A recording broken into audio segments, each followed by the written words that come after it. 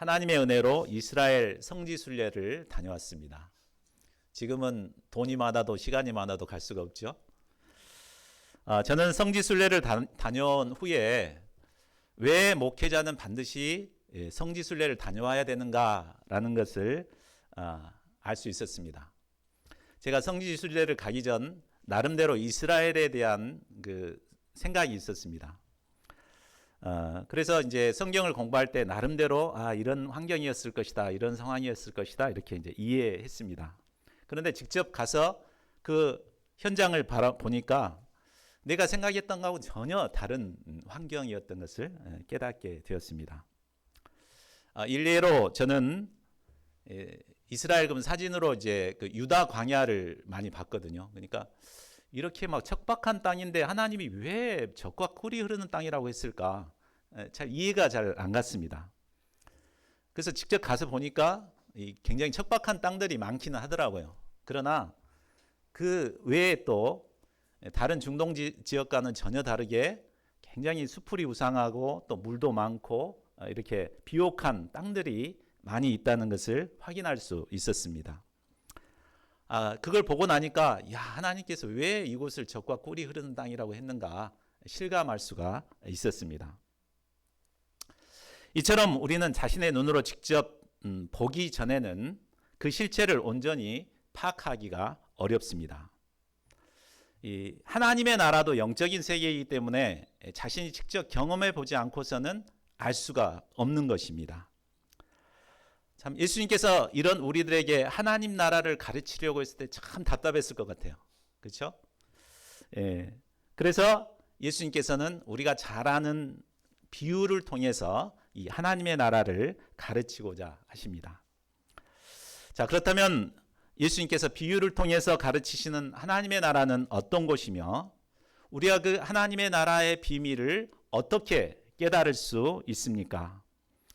본문 말씀을 통해 이를 배우고 저희 모두가 하나님의 나라를 깊이 체험하고 영접할 수 있기를 기도합니다. 자, 파트 1. 들을 귀를 가진 자가 되려면 좀 띄엄띄엄 하겠습니다. 1절에서 2절, 10절에서 12절, 12절에서 25절입니다. 자, 예수님께서 갈릴리 바닷가에서 말씀을 가르치실 때 많은 사람들이 모여들었고 예수님은 배에 올라와서 말씀을 가르치셨습니다. 사람들은 해변에 앉아서 예수님의 말씀을 듣고 있었습니다. 자, 2절을 보십시오. 예수님은 여러 가지를 비유로 가르치셨습니다. 여기서 이 비유라는 말은 헬라어로 파라볼레라고 하는데 이것은 곁에 두다, 옆에 던지다라는 뜻입니다. 그러니까 이 비유는 정말 설명하기 어려운 것을 우리가 이해하기 쉽도록 설명하는 방법입니다. 예수님이 가르치시는 하나님의 나라는 영적인 세계이기 때문에 말로 설명하기도 어렵고 우리가 이해하기도 어렵습니다. 때문에 예수님은 우리가 일상에서 늘 접할 수 있는 쉬운 일을 비유로 이 영적인 하나님의 나라를 깨달을 수 있도록 설명해 주십니다. 이 비유는 누구나 쉽게 이해할 수 있는 내용입니다. 그러나 그 속에 담긴 영적인 의미를 깨닫기 위해서는 바로 들을 귀가 있어야 합니다. 때문에 예수님께서는 반복해서 이 비유를 시작할 때도 들으라 이렇게 하시고 비유가 끝날 때도 들을 귀 있는 자는 들으라 이렇게 반복해서 말씀하십니다. 자, 그렇다면 우리 다 귀가 있죠? 귀가 있는데 들을 귀를 갖는다는 것이 어떤 것일까요? 첫째는 깊은 문제의식을 가지고 내가 모르는 것은 예수님께 묻는 것입니다. 자, 10절을 보십시오. 예수님의 비유를 많은 사람들이 들었습니다. 그런데 대부분의 사람들은 모두 떠나버렸고 예수님과 함께한 사람들과 12 제자들만 남아서 그 의미가 무엇인가 예수님께 묻습니다. 이때 예수님께서 무엇이라고 말씀하십니까? 11, 12절을 우리 같이 읽어볼까요? 시작. 하나님의 나라의 비밀을 시작. 하나님 나라의 비밀을 너희에게는 주었으나 외인에게는 모든 것을 비유로 하나니 이는 그들로 보기는 보아도 알지 못하며 듣기는 들어도 깨닫지 못하게 하여 돌이켜 죄사함을 얻지 못하게 하려 함이라. 자, 이 말씀을 통해서 볼 때 들을 귀를 가진 자란 예수님께 나온, 그래서 예수님께 질문한 그들을 가리켜서 들을 귀 있는 자라고 하심을 알 수 있습니다. 그러니까 들을 귀라는 것은 내가 모르는 것이 있으면 그냥 다 모르지 그러고 이제 끝나버리는 게 아니라 그것이 어떤 뜻일까 깊은 문제의식을 갖고 예수님께 다시 묻는 것입니다. 이게 무슨 뜻이죠? 이렇게 묻는 것입니다. 많은 무리들이 예수님이 가르치신 비유를 들었습니다. 그러나 대부분은 뭐 다 아는 말씀이구만, 오늘은 뭐 건질 거 별로 없네 하면서 아무런 문제의식 없이 다 떠나버렸습니다.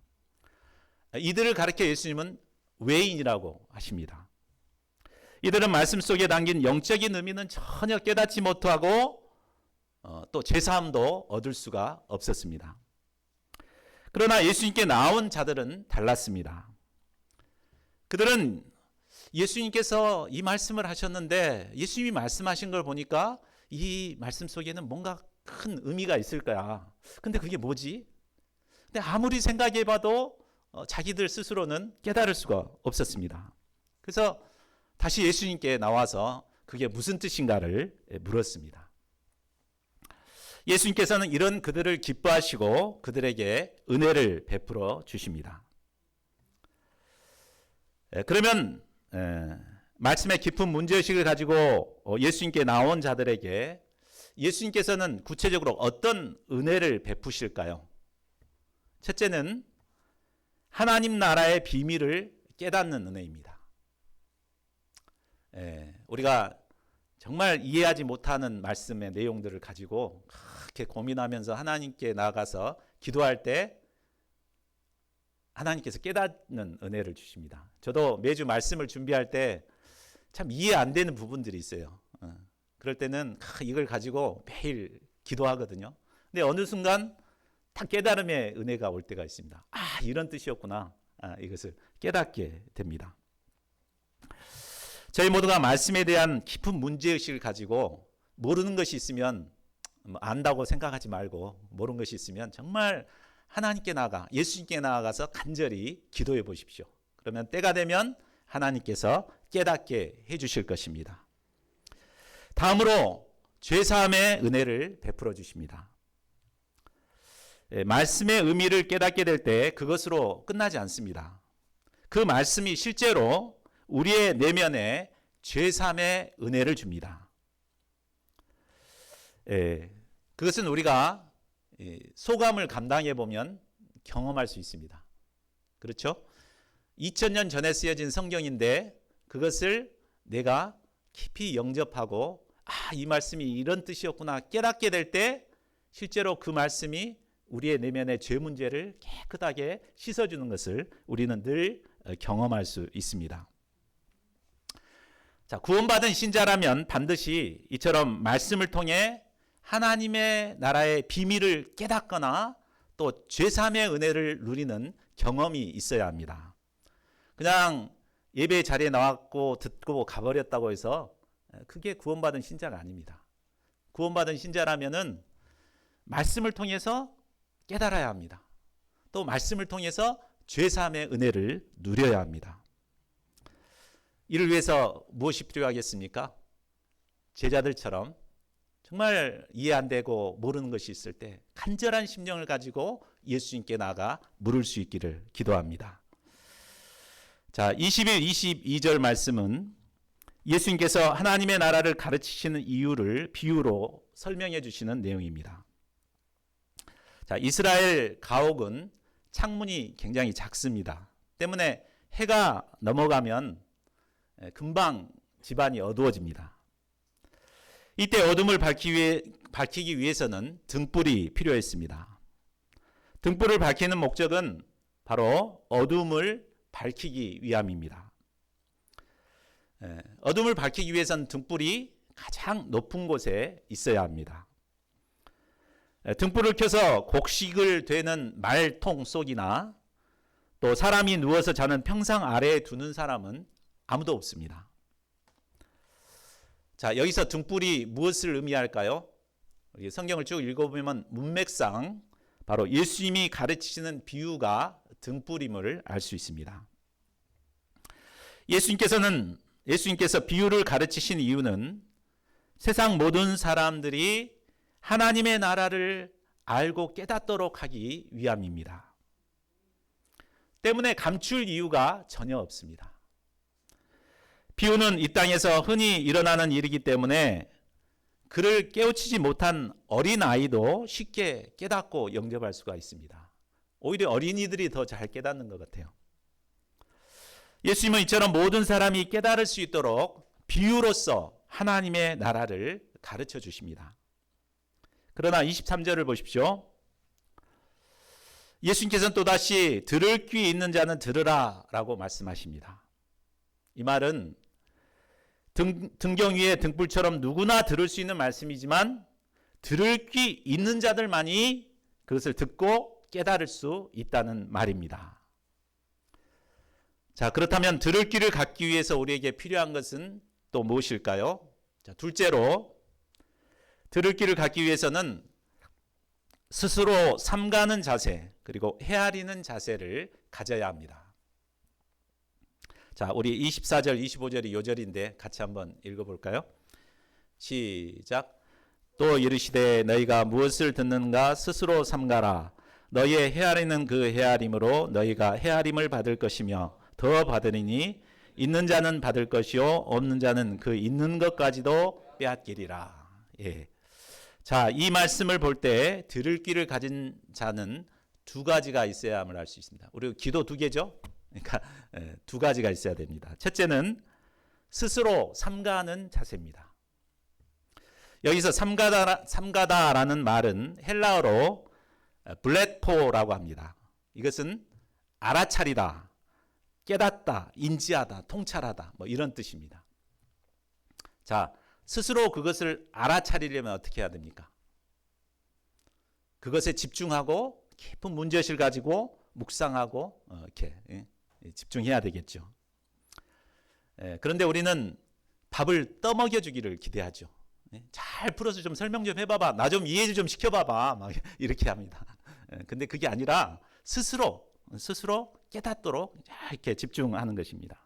그래서 오늘 주시는 말씀의 의미가 무엇일까? 깊이 묵상하고 또 나에게 준 메시지는 뭐지? 이렇게 깊이 깨닫는 자세가 필요합니다. 이렇게 스스로 삼가는 자세를 갖게 될 때 그 말씀의 깊은 영적 의미를 깨닫게 되는 것입니다. 또 한 가지는 말씀을 잘 헤아릴 수 있어야 합니다.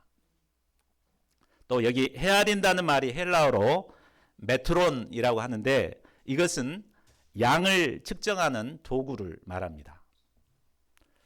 자, 우리가 어떤 도구를 사용하느냐에 따라서 그 실체가 얼마나 크고 큰가 이것을 정확하게 측정할 수가 있죠.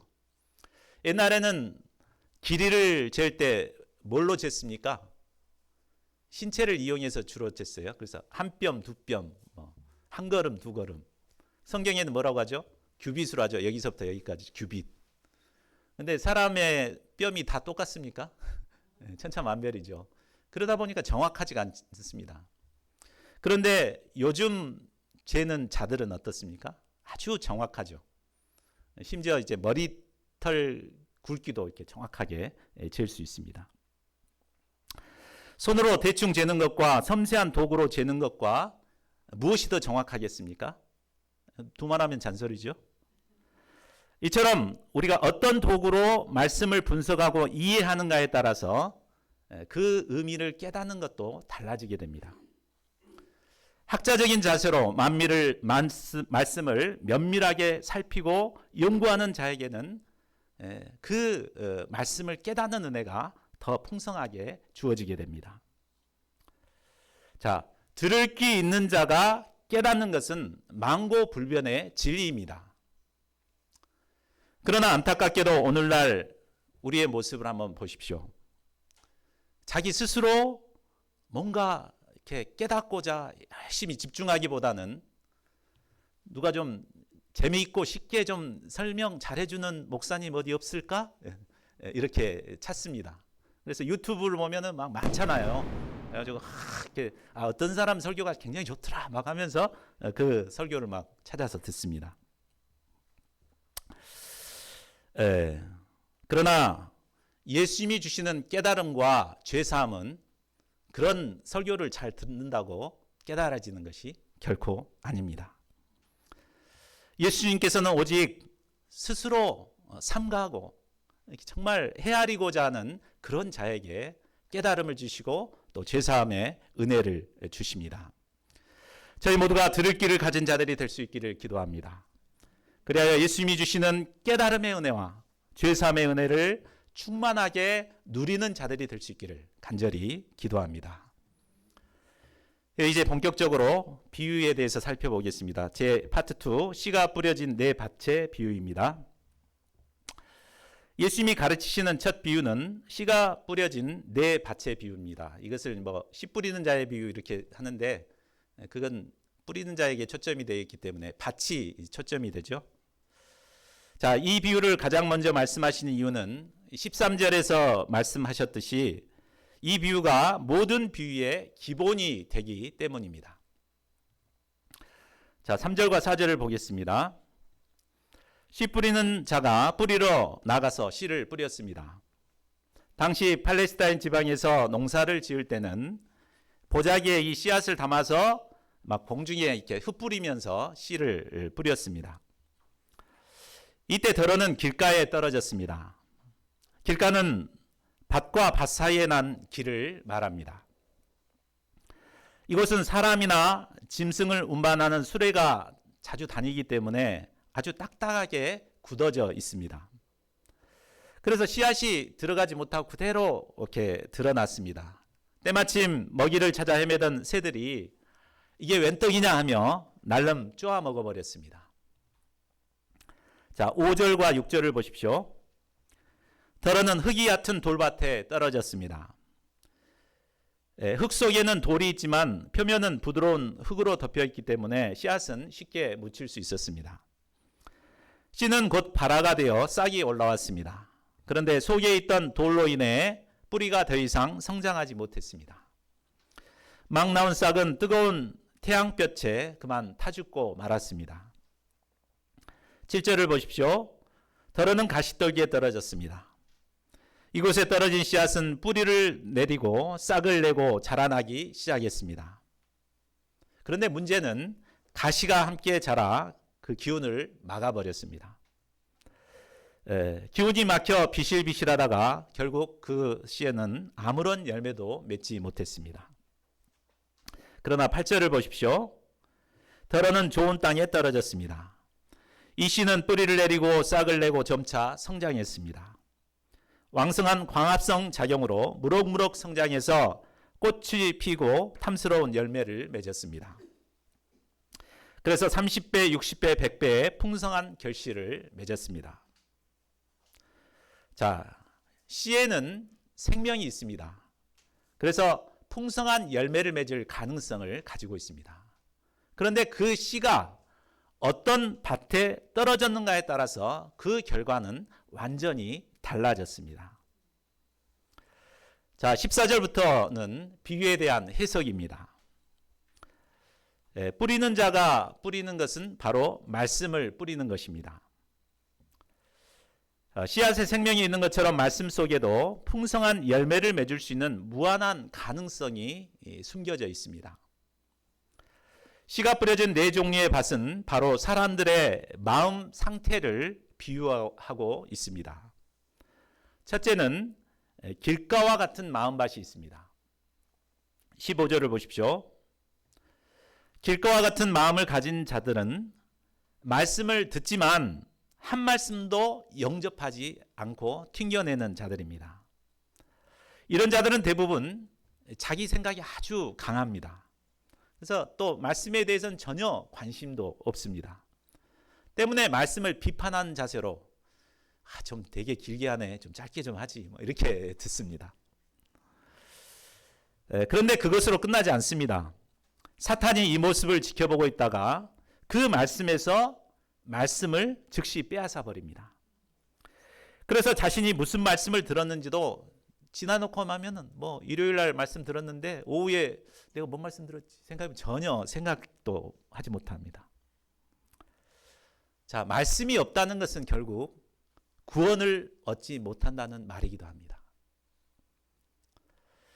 자, 이런 길가와 같은 마음밭을 가진 자들이 어떻게 해야 말씀을 영접하고 구원을 얻을 수 있을까요? 그것은 딱딱하게 굳은 마음을 회개의 쟁기로 갈아엎어야 합니다. 자기 생각과 교만한 마음을 회개하고 겸손히 말씀을 영접하는 마음으로 변화되어야 합니다. 그래야만 말씀을 영접하고 구원의 열매를 맺을 수 있습니다. 둘째로 돌밭과 같은 마음밭입니다. 16, 17절을 보십시오. 여기서 돌밭은 5절에서 말한 대로 흙이 얕은 돌밭입니다. 이런 밭은 흙이 부드러워 씨앗이 잘 심기고 또 금방 발아도 잘 됩니다. 이런 마음밭을 가진 자는 말씀에 대한 반응이 아주 빠릅니다.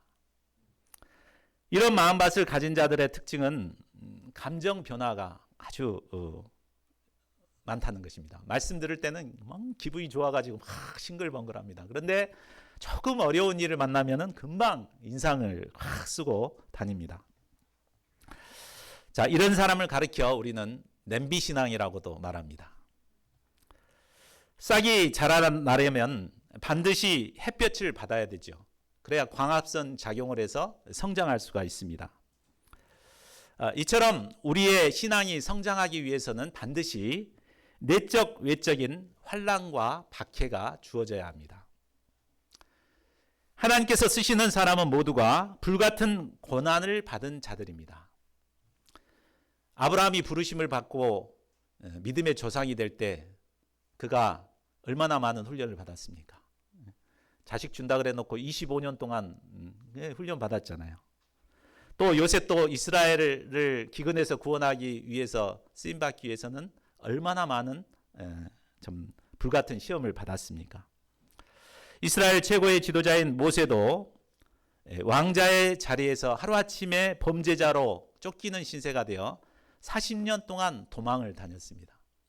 이런 환난과 시련을 통해서 지도자로 성장할 수가 있었던 것입니다. 하나님이 쓰시는 종들은 모두가 이처럼 고난을 통해 거목으로 자라난 자들입니다.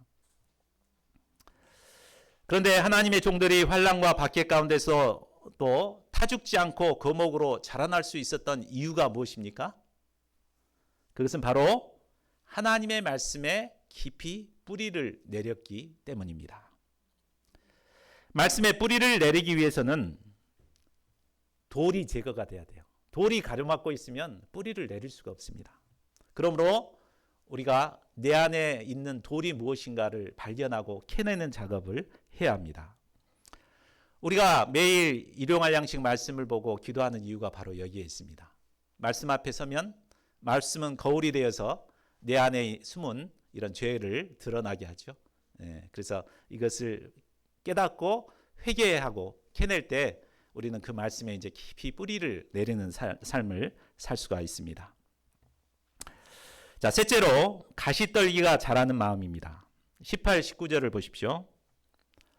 자, 이 밭은 가시떨기가 자라는 것을 볼 때 식물이 자랄 수 있는 모든 환경을 갖춘 밭임을 알 수 있습니다. 때문에 말씀의 씨앗도 어느 정도까지는 잘 자랍니다. 그러나 결정적으로 가시떨기가 기운을 싹 빼앗아 가버리기 때문에 더 이상 성장하지는 못하고 열매도 맺을 수가 없습니다. 예수님은 친절하게 우리의 영적 성장을 방해하는 가시가 어떤 것인가 세 가지로 가르쳐 주십니다.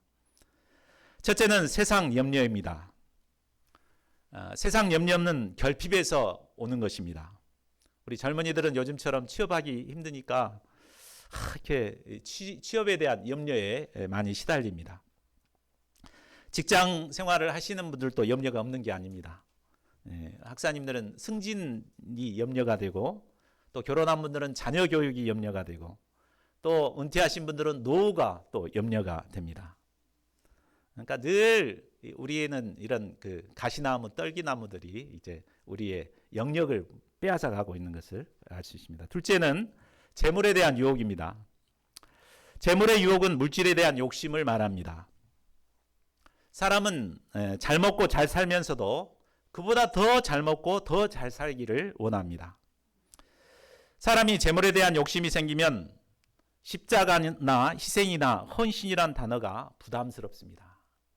뭐 작은 개척교회 같은 데 가면 부담스러우니까 일부러 큰 교회, 십자가 없는 이런 교회로 다 옮겨갑니다.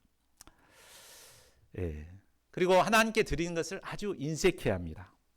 그리고 자기 것을 몰래 꾸립니다. 이러다가 자신도 모르게 시험과 올무에 빠져 믿음에서 떨어지게 됩니다. 셋째는 기타 욕심의 가지가 있습니다. 기타 욕심에는 가장 기본적으로 식욕, 명예욕, 권력욕, 우리 젊은이들은 또 정욕, 또 수면욕, 이런 욕심들이 있습니다. 이런 욕심들이 함께 자라게 되면 말씀은 더 이상 성장할 수가 없습니다. 그러므로 우리는 늘 우리의 마음을 점검하는 것이 필요합니다. 내 안에 어떤 가시나무가 자라고 있는가 살펴보고 뽑아내야 됩니다. 가시나무는 특히 이 뿌리가 아주 강합니다. 그래서 다 성장해버리면 이 뽑아내기가 정말 어렵습니다. 그러니까 초기에 막 생겨날 때 뿌리가 좀 뽑힐만 할 때 그때 봐서 촥 이렇게 뽑아야지 뽑아낼 수가 있습니다. 자, 네 번째로 우리 좋은 마음밭입니다. 우리 20절을 같이 읽어보겠습니다. 시작. 좋은 땅에 뿌려졌다는 것은 곧 말씀을 듣고 받아 30배나 60배나 100배의 결실을 하는 자니라. 좋은 마음밭이란 앞에 나왔던 세 밭과는 전혀 다른 밭입니다. 이런 자들은 아주 마음이 부드럽게 준비가 되어 있습니다. 그래서 말씀이 이렇게 선포되면 아멘 하고 이렇게 크게 마음으로부터 영접합니다. 또 흙 속에 돌들이 다 제거되어 있기 때문에 그 말씀은 마음속에서 깊이 뿌리를 내리게 됩니다. 온갖 환난과 박해를 통해 오히려 성숙한 믿음의 사람으로 자라고 성장합니다. 그래서 결국 30배, 60배, 100배의 풍성한 결실을 맺게 됩니다. 세상에 처음부터 좋은 밭으로 태어난 사람은 아무도 없습니다. 나는 왜 이런가 하면 다 똑같아요. 다 세 가지 밭 중에 하나로 다 태어나고 또 내가 길가밭인가 싶었는데 또 어느새 보면은 가시밭이고 이렇습니다. 자, 그러므로 우리가 좋은 마음밭을 갖기 위해서는 늘 마음을 살피고 가꾸는 길밖에는 없습니다. 우리가 좋은 마음밭을 소유할 수 있도록 늘 자기의 마음밭을 가꾸는 자들이 될 수 있기를 기도합니다. 그래야 해서 풍성한 열매 맺는 삶을 살아가는 저희 모두가 되기를 기도합니다. 파트 3, 자라는 씨와 겨자씨의 비유. 첫째, 자라는 씨의 비유. 예수님은 계속해서 자라나는 씨의 비유를 알려주십니다. 26절에서 28절을 보십시오. 하나님의 나라는 말씀의 씨를 뿌리는 것에서부터 시작됩니다. 씨를 뿌린 후에 밤낮 자고 깨고를 반복하여 시간이 흐릅니다. 그 사이에 씨가 자라나고 이제 자라나지만 그 씨를 뿌린 자는 그것이 어떻게 됐는지 잘 알 수가 없습니다. 그 사이에 땅은 부지런히 영양을 공급해서 씨는 자라나고 결국 열매를 맺습니다. 처음에는 싹이요, 다음에는 이삭이요, 그 다음에는 이삭의 충실한 곡식을 맺히게 됩니다. 열매가 맺히고 추수 때가 되면 추수를 하게 됩니다. 자, 이 비유가 말하는 것은 무엇일까요? 이것은 뿌려진 씨가 자라고 열매를 맺기까지는 많은 시간이 필요하고 또 여러 단계를 거쳐 성장하게 된다는 것을 말해줍니다. 근데 우리는 어떻습니까? 우리가 씨를 막 뿌리고 나서 금방 열매를 거두기를 기대하는 것 같습니다. 예, 그죠? 그래서 뿌려놓고 뭔가 결과가 없으면 이렇게 막 힘들어하고 그렇게 합니다. 또 양을 얻어서 이게 양을 돕게 되면 이 양이 빨리 자라나가지고 제자가 서기를 막 기대하고 돕습니다. 그러나 그렇게 되는 일은 결코 없습니다.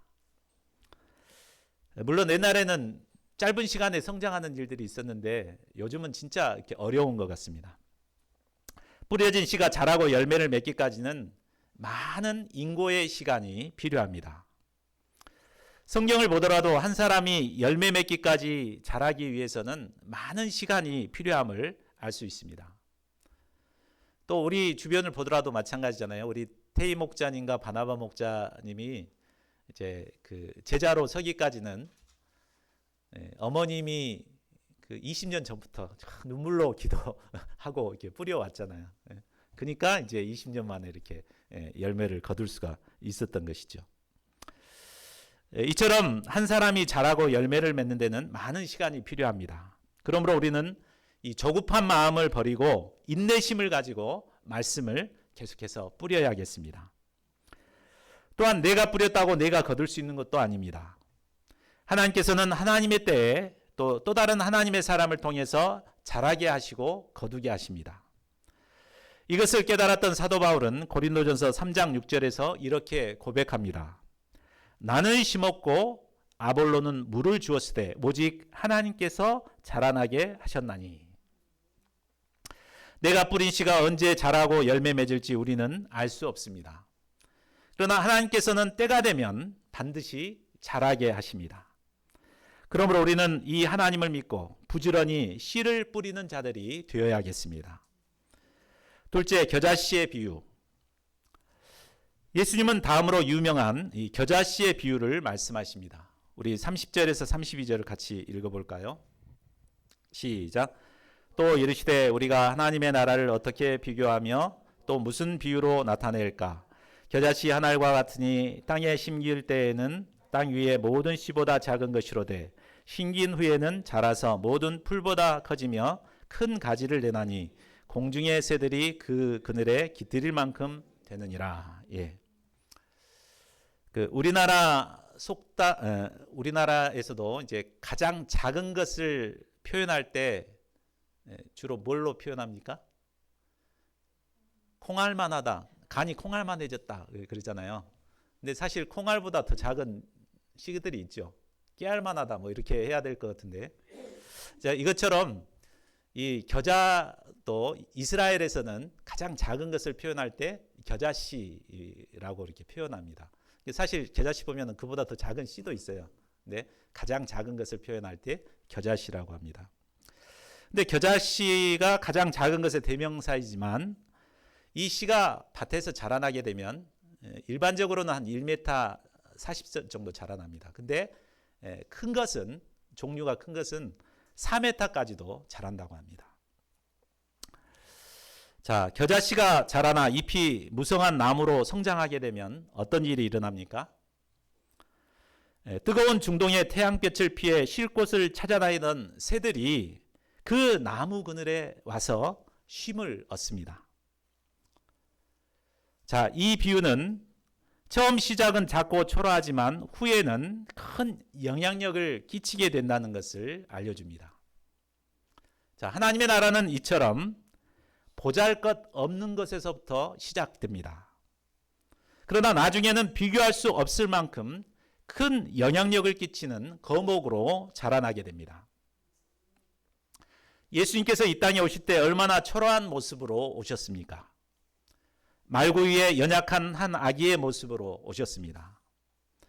예수님께서 복음 역사를 시작할 때도 이방의 갈릴리라고 불리던 그곳에서 복음 역사를 시작하셨습니다. 그러나 예수님의 복음 역사는 점차 자라고 성장하여 당시 세계의 중심으로 여겼던 로마를 정복하고 전 세계를 정복했습니다. 예수님의 12 제자들도 작은 겨자씨와 같은 자들이었습니다. 그러나 이들은 점차 자라고 성장하여 1세기 영혼들을 섬기는 사도들이 되었습니다. 제가 순천대를 새롭게 개척할 때만 해도 아주 한 여기 5분의 1 정도 크기밖에 안 되는 것 같아요. 거기 이제 주택 2층에서 개척을 시작했습니다. 그런데 불과 11년 만에 이처럼 아름다운 교회를 우리의 소유로 갖게 되었습니다. 그래서 많은 캠퍼스 학생들과 또 외국인들이 찾아와서 쉼을 얻고 있습니다. 저희 교회가 계속해서 더욱 거목으로 자라날 수 있기를 기도합니다. 그리하여 지치고 피곤한 캠퍼스 영혼들과 수많은 외국인들이 이곳에 와서 쉼을 얻고 구원의 은혜를 누릴 수 있기를 기도합니다. 자, 말씀을 맺겠습니다. 이 상을 통해 예수님께서는 하나님의 나라를 세 가지 비유를 통해 쉽게 우리에게 가르쳐 주셨습니다. 자, 이 하나님의 나라가 우리에게 이루어질 수 있기를 기도합니다. 그러려면 무엇이 필요합니까? 들을 귀가 있어야 합니다. 우리 한 사람 한 사람이 들을 귀를 소유한 자들이 되어야겠습니다.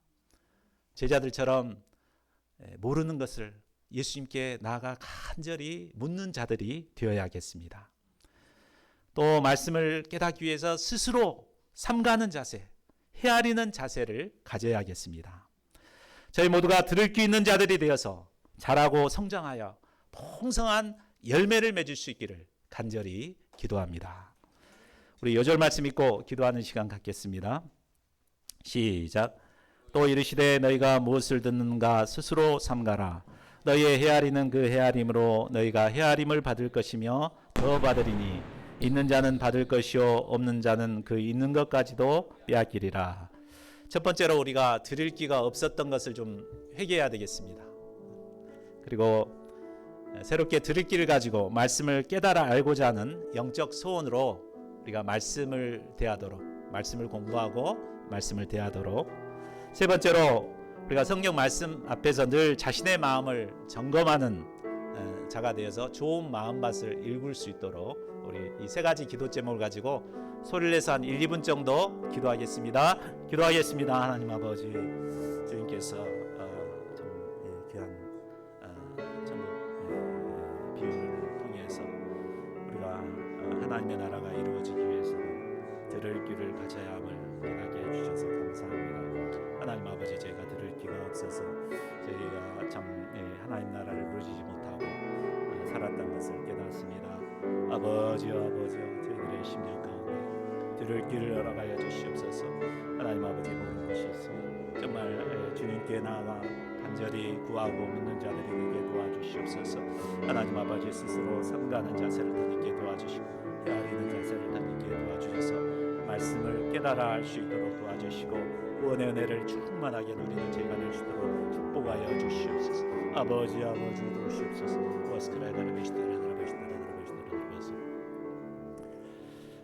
고마우신 아버지 하나님, 비유를 통해서 하나님 나라를 배울 수 있게 하신 것을 감사합니다. 이 하나님의 나라가 우리 안에 이루어지기를 원합니다.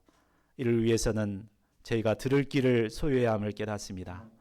저희가 말씀에 대한 깊은 문제의식을 가지고 모르는 것은 주님께 간절히 구하게 도와주시옵소서. 또 스스로 이 말씀의 의미가 무엇인가 삼가는 자세를 갖게 하시고 또 헤아리는 자세를 갖게 도와주셔서 말씀의 깊은 의미를 깨닫고 자라고 성장하고 열매 맺는 저희 모두가 되게 축복하여 주시기를 기도합니다. 감사하고 모든 말씀 주 예수 그리스도의 이름으로 기도하였습니다. 아멘. 예, 다 같이 일어나셔서 찬송가 205장을 부르시겠습니다.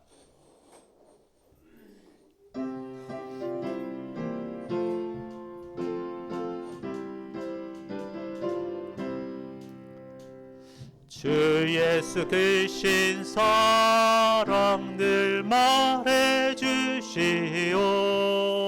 나 항상 듣던 말씀 또 들려주시오. 저 배지 않는 전국 주 예수 계신 곳 나 밝히 알아듣게 또 들려주시오. 나 항상 듣 듣던 말씀 나 항상 듣던 말씀 주 예수 그 신사라 또 들려주시오 아침에 있을 방울씨 사라짐같이 내 기억 부족하여 늘 잊기 쉬우니 잘 알아듣기 쉽게 늘 말해주시오 날 구속하신 사랑 또 들려주시오 나 항상 듣던 말씀 나 항상 듣던 말씀 주 예수 그 신사라 또 여주시오 주 예수 나를 위해 이 세상 오셔서 날 구속하시는 알아여 주시오 나 같은 사람 위에 주 보혈을 흘렸네 이 복스러운 말씀 또 들려주시오 나 항상 듣던 말씀 나 항상 듣던 말씀 주 예수 그 신사라 또 들려주시오 이 세상 헛된 영화 날 미혹할 때에 주 예수 그 신사랑 늘 들려주시오 전국에 빛난 영광 내 눈에 비칠 때 주 예수 그 신사랑 또 들려주시오 나 항상 듣던 말씀 나 항상 듣던 말씀 주 예수 그 신사라 또 들려주시오 기도하겠습니다. 고마우신 하나님 참 천국의 비유를 저희 가운데 알려주셔서 감사합니다. 제가 늘 들을 귀를 소유한 자들이 되게 도와주셔서 하나님의 말씀을 깨닫고 죄사함의 은혜를 누릴 수 있도록 도우시기를 간절하게 기도합니다. 받은 은혜에 감사함으로 준비한 예물을 주님께 드립니다. 이 예물을 받으시고 축사하셔서 이 시대 복음을 몰라 방황하는 영혼들을 구원하는 역사에 귀하게 사용해 주시옵소서. 드린 손길 원하고 구하는 기도의 제목들이 있습니다. 주님 들으시고 하늘문을 열어서 하나님께서 원하신 때에 속히 응답하여 주시옵소서. 감사하고 모든 말씀을 주 예수 그리스도 이름으로 기도하였습니다. 아멘. 자리에 앉아 주십시오. 광고하기 전에 우리 뉴저지에서 우리 사라정 선교사님 오랜만에 오셨는데요. 잠깐 나오셔서 기도 제목 발표하는 시간 갖겠습니다. 이쪽으로.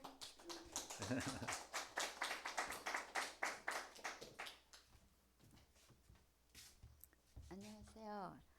저는 뉴저지에서 온 사라정입니다. 원래는 시카고에 있었는데 제가 은퇴를 하고 어디에서 좀 다시 쓰임을 받을 수 있을까 기도하다가 그 존 팍 선교사님과 그리스 팍 선교사님께서 초청을 해주셔서 지금은 거기서 선교 활동을 하고 있습니다. 저희는 그 라케스 유니버시티를 위해서 기도하고 학생 역사가 참 힘들지만 또 계속해서 저희가 기도하는 게 우리 대학교 성경학교의 의미라고 생각하고 어렵지만 계속 기도하고 사역을 하고 있고 또 그래서 새 양을 많이 주시도록 기도 기도해 주시기 바랍니다. 또 거기 뉴저지에 뭐라 그래야 되나? 담임 목사라 그래요? 거기 스태프가 피터 킴하고 세라 킴 가정이 있는데 그분들이 잘 뉴저지 역사를 할 수 있도록 기도해 주십시오. 지금 뉴저지에는 사실 뭐지 부활절 수양회를 하고 있는데 제가 빨리 오는 바람에 저는 참석을 못하고 기도만 하고 있습니다. 특히 이제 12명의 그 세컨젠들과 목자들이 세례를 받는 시기 있어요. 그래서 그분들이 잘 말씀을 성장할 수 있도록 기도해 주십시오. 그리고 오늘 말씀 감사하고 우리 아브람조 성사님 감사합니다. 오늘 제목이 들을 귀를 가진 자는 들으라 했는데 참 우리가 세상에 들을 게 참 많잖아요. 근데 귀가 있어도 들어도 정말 들어야 될 것을 들어야겠다는 생각을 하고 요즘에 그 요한계시록 공부를 하는데 그 말씀을 통해서 제가 예수님의 하나님의 말씀을 잘 듣고 저도 좋은 성경 선생이 되도록 기도해 주십시오. 감사합니다.